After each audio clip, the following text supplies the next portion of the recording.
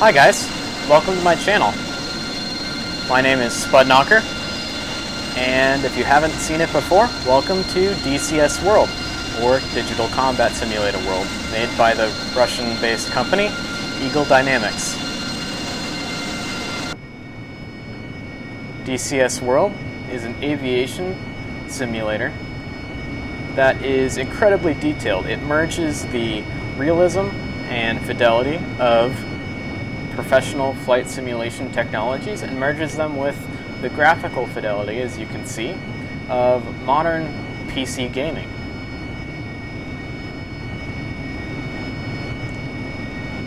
Today I thought I'd make this video to give anyone who's new to DCS World or wants a little brush up on DCS World an introduction. So I'm just getting my AV-8B Harrier 2 ready for takeoff here. I've set up this pretty simple mission. It's raining in San Francisco today, so I thought I would fly in the rain here in DCS World. We're currently on the free map offered by DCS World. And we have a convoy of, we'll call them terrorists, heading towards the small Georgian city of Batumi. And me and my wingman here are going to go out and hopefully stop them before they get to our nice city here. So we'll go ahead and push the throttles up and take off, and we'll be on our way. We'll catch you once I'm up in the air.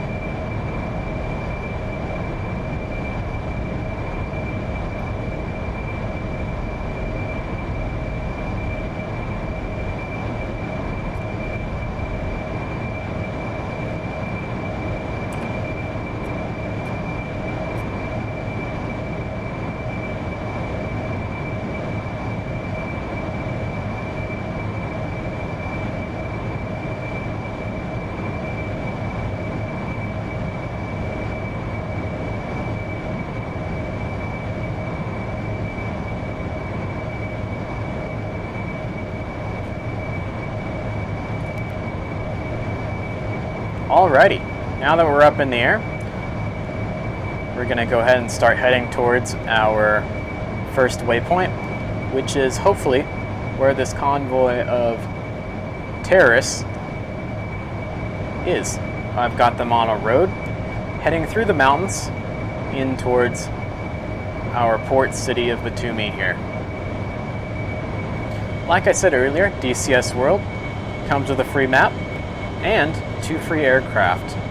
The training version of the P-51 Mustang, called the TF-51D Mustang, which is a fully clickable aircraft, just like this one here. You see me clicking all the instruments and buttons around the cockpit here. And it also comes with a free Russian ground attack aircraft called a Su-25T. Frogfoot is the NATO reporting name.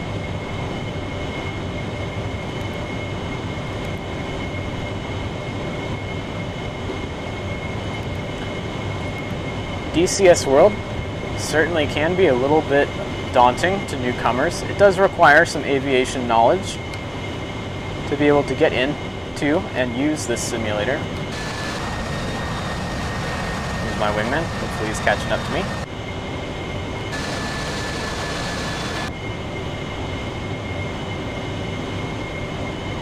I was pretty daunted at first, but once you get into it, the learning part of the simulator definitely makes it extremely fun, especially to somebody who's very interested in aviation. I'm an aviation history major, and I've been around aviation my whole life. Most of my family works in aviation. My grandparents were both fighter pilots, and it's pretty much in my blood. So if you're really into aviation, think it's really cool, and maybe you've been playing War Thunder or any other kind of arcade type game, and you want to give something a little bit more serious a go, I highly recommend you get into DCS World.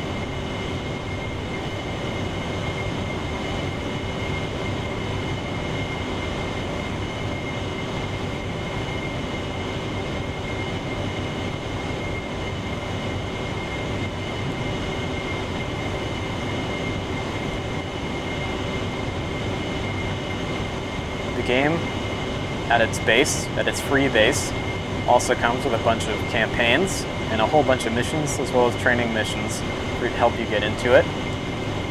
Eagle Dynamics makes various maps and aircraft that are added onto the base DCS World game, and these are termed modules. So this Harrier 2 that I'm flying here is a module, and not all modules are made directly by Eagle Dynamics. The third parties are able to make and sell modules if the company is deemed to be capable of making these modules, as well as Eagle Dynamics has set the bar. Razbaum, which is a South American-based company, has definitely met the bar and has released 2 aircraft so far for DCS World. The Mirage 2000C by the French company Dassault, which has been used across the world, as well as this AV-8B Night Attack Harrier 2.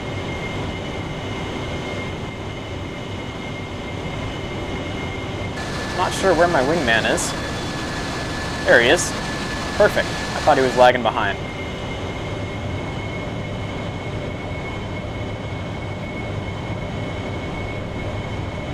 Let's go ahead and turn on all of our countermeasures.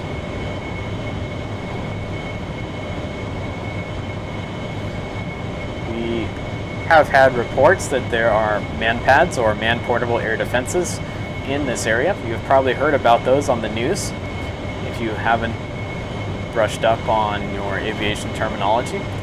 Man-pad is a shoulder-launched missile that can be fired on low-flying aircraft and usually seeks in on the hot exhaust from a jet's tailpipe, or in this case, our nozzles on our Harrier here. To fool those guys, we have flares. As you can see there, we just launched one. Want to make sure we keep our flares ready in hand in case we get one of those missile launches.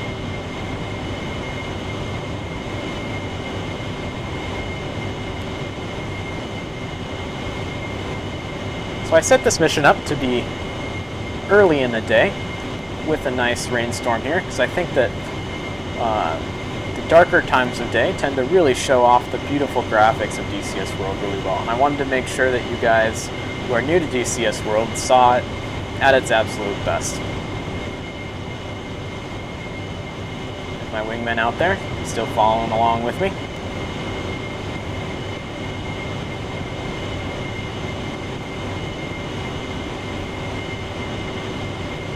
Just so you guys can see, this is our target. This is our terrorist convoy heading out, and that's who we're looking for here along this road that we see snaking down along below us.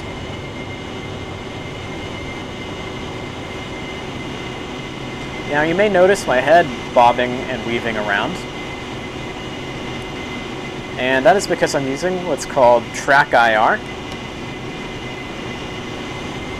and that tracks my head movements across the cockpit, and I can move side to side, I can move forward and back, and of course I can turn my head and look around the area. So I went ahead and popped on labels. New pilots will definitely be using these guys, and it helps highlight where our targets are.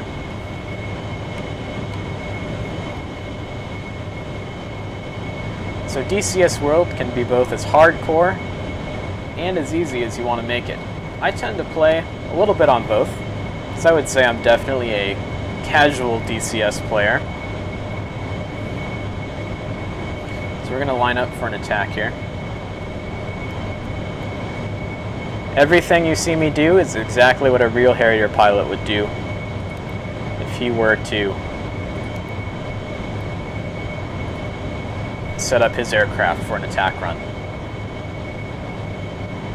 So I'm going to get on the horn and tell my wingman to engage those targets. Engage targets of opportunity.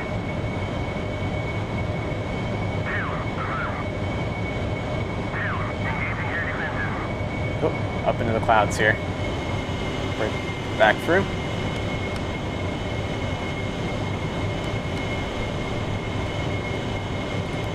So we're going to go into CCIP mode here, or constantly computed impact point. And the jet is constantly computing where the impact point of our bombs might be. So we're going to go way down low here.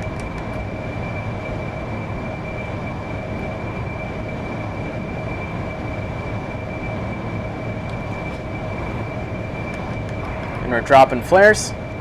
Boom. There's our bomb hits. Looks like we may have gotten 2 of those trucks. Still letting flares go. When it comes to flares in the daytime here, you definitely want to be preemptive. You want to be launching flares just in case there's a missile launch from those man pads.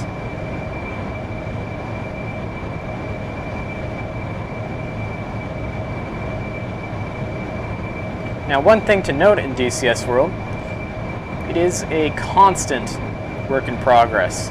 There are bugs, there are issues, and it is constantly being worked on. It is a living, breathing entity.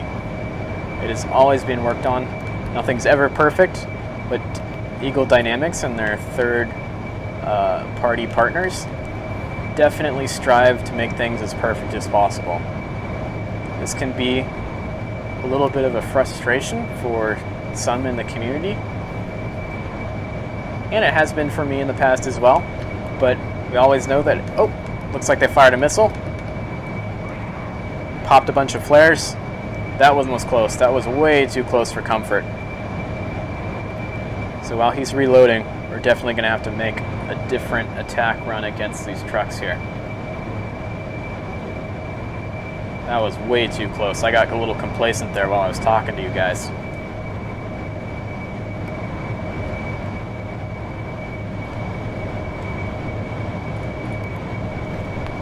Thankfully, we still have a whole 93 flares left, so we've got plenty to pop out.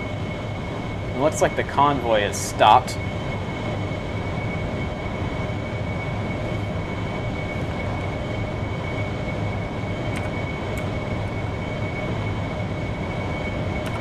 Engage targets of opportunity. There's another missile launch right there.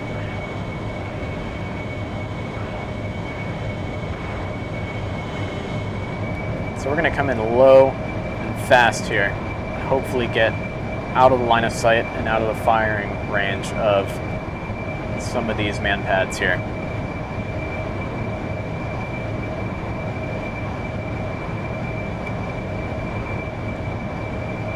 Now we're coming in perpendicular to the convoy. It's not usually the way you would want to attack a convoy. You'd usually want to come in along the axis of the convoy so you can get as good a hits as possible.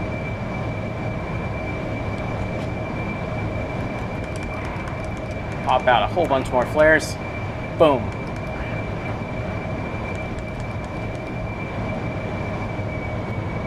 Pull hard down around this mountain. Get out of the line of sight of those man pads. Oh, definitely not out of his line of sight.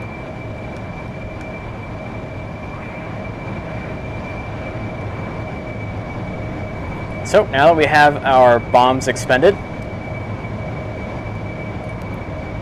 we'll go ahead and switch on over to our rocket pods. We've got LAU-10 Zuni rockets for any of you aviation nerds like me.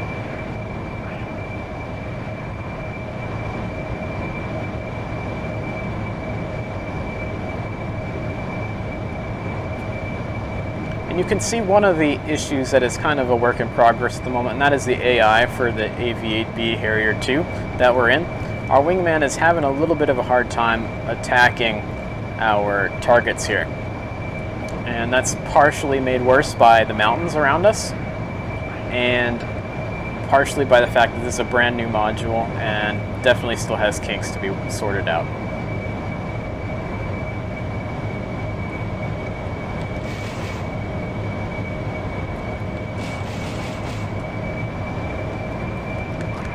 Pop in more flares.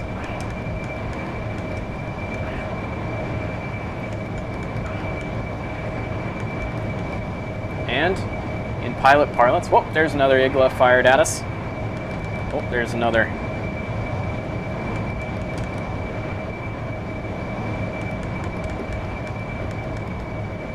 There's another one. And we are going to hightail it out of here now that we're Winchester. Hop back over to our map.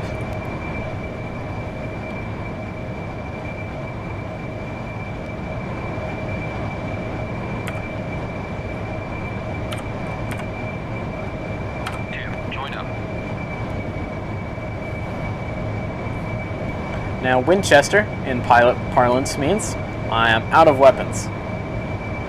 That does not mean the gun, but out of weapons on the jet, i.e. our bombs and our rocket pods are fully expended.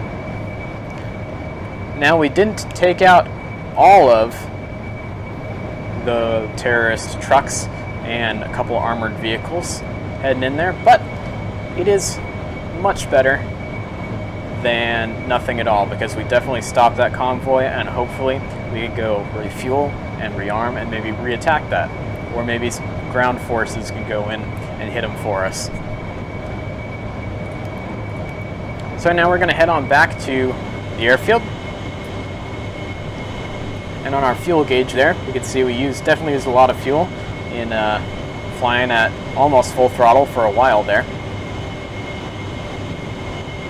And we're following our waypoints back to our airport. And we will tell the airport that we are heading back home.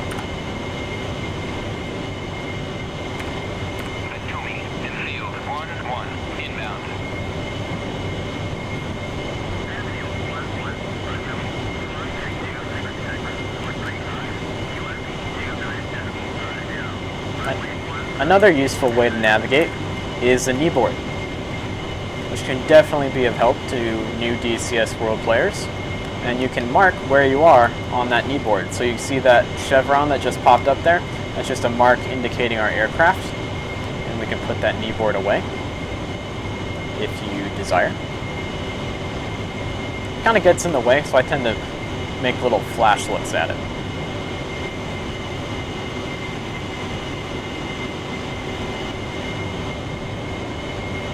Even though the Harrier is known for its ability to take off vertically and land vertically, I think because we got a nice long runway to work with, we're probably just going to do a short landing, more conventional type landing. DCS World is also home to a bunch of helicopters, with more being developed all the time. So if jets or World War II propeller airplanes are not your thing, and you just love helicopters, you can certainly play with helicopters too.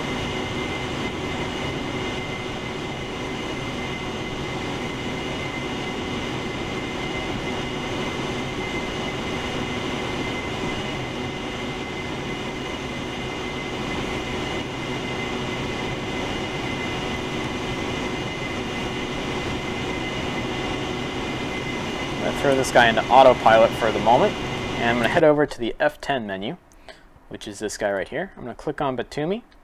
I'm going to get the TACAN. Because of the low visibility here, I'm a little bit worried I might lose the airfield, so I'm going to go ahead and put in the TACAN for the Batumi airfield. What was it again? 16X. Perfect.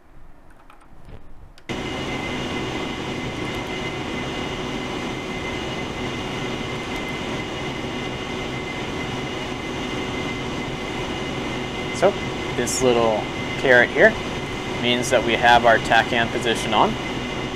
Throw this guy back out of autopilot.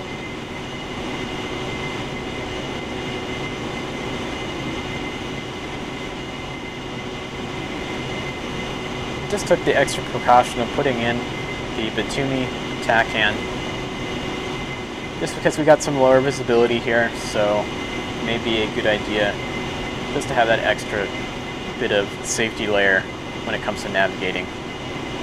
Pretty sure that mouth of that river over there is where our airport is.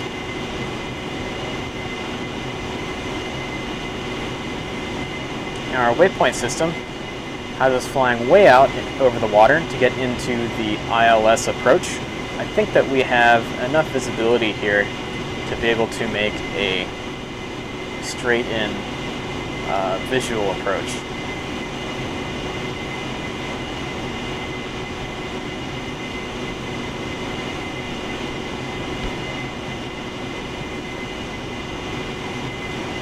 Now, just like the kneeboard, you can also use the F10 map to find out where you are. So there's our flight, me and my wingman, and it looks like the mouth of that river is where our airfield is.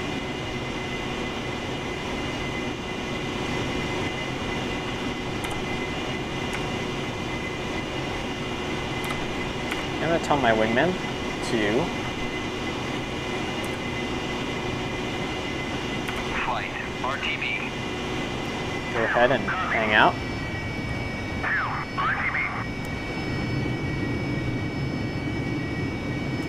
Put out my speed brake.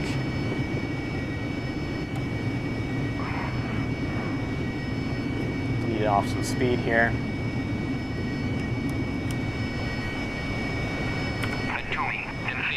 West landing from the tower.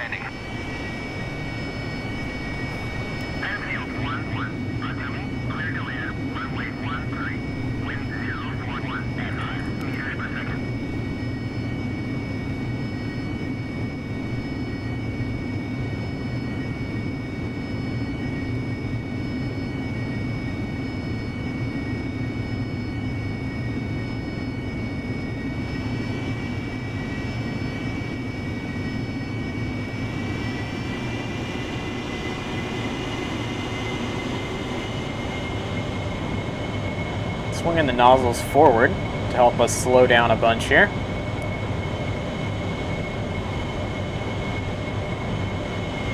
Go ahead and drop the landing gear. Landing gear. Landing gear.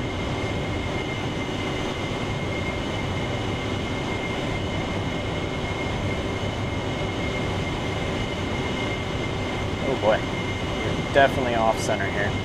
We got a nice crosswind blowing across the runway.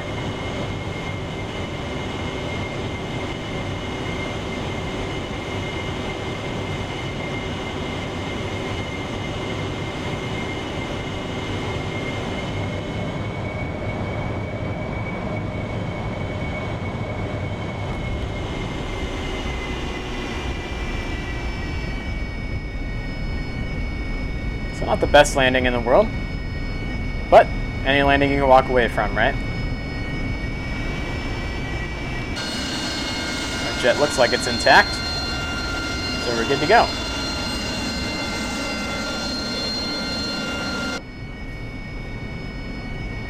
So that, guys, was a short introduction into DCS World.